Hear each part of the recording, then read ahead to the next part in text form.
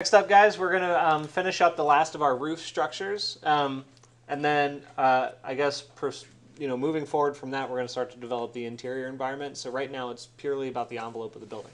So what we've got to do is finish this last, the second roof, and then we're going to put the parapet roof there in the little side corner thing. So what you need to know about the last little mini roof, I guess, or the middle roof, I should say, is that it's going to sit a little different than the rest of the structure, I guess. Basically, we have to make sure that we calibrate that so that it sits around the wall, not around the roof above, because the roof above has an overhang.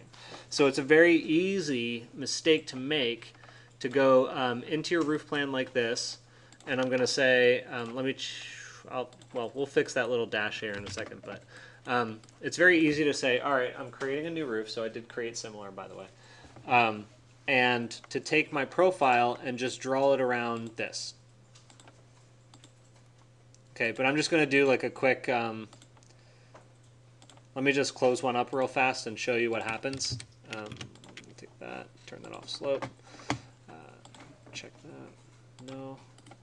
Okay, so what happens here is when you look at it from underneath, if you do that, the wall, the roof is not attached to the wall. Okay, so I'm going to delete that. We're going to create this thing properly this time. Create similar. Sorry, let me go to, I need to go to the second floor level. Actually, you know what? Sorry, I didn't double check that it is in fact on the second floor. Let's go to the elevation. All right, cool. So it's actually a little bit lower than the second floor, the bottom of the roof itself. So I'm going to align this to, I guess let's call it 10 inches below the second floor. Back into Revit, let me say, I'm actually going to do this on the second floor plan. I think that's probably the smartest way to do it. So we're going to create a roof.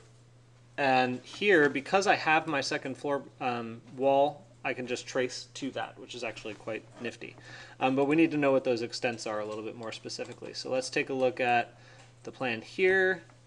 We have some columns that are coming up, and I don't have the exact dimension of those yet, but I'll get them. And let's take a look at the top dimension there. So that's a 3-foot overhang on that side, and it goes to just shy of that. Oh, I see. It just goes up to the wall there. That's a pretty good measure of that, and this will go to that wall there.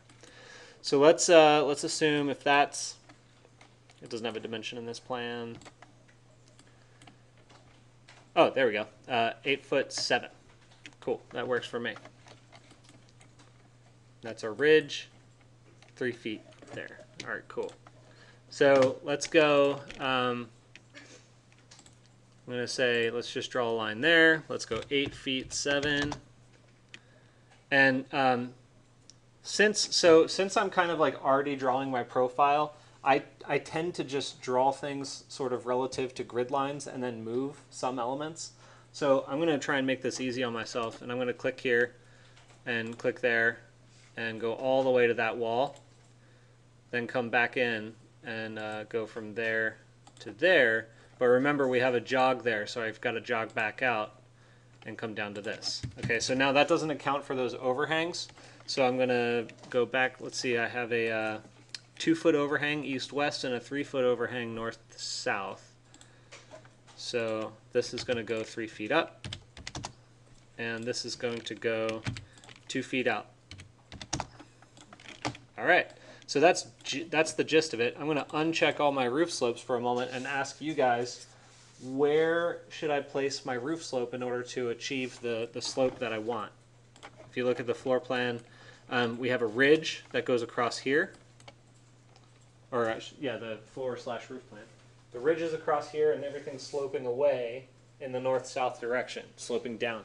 So where do I want to place my slope on these lines? North-south, yeah, north-south. Because these are going to slope up from that point.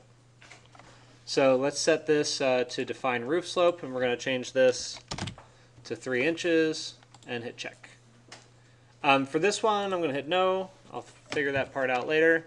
And let's take a look at it in 3D. There's our lower roof.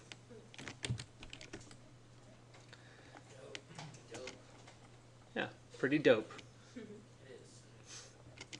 All right, so so I'm gonna select all these exterior walls, even the interior walls actually in this case. That one might change later, but I'm gonna select them all for now. And then say attach top to base, select that roof, and now we've got most of our exterior envelope.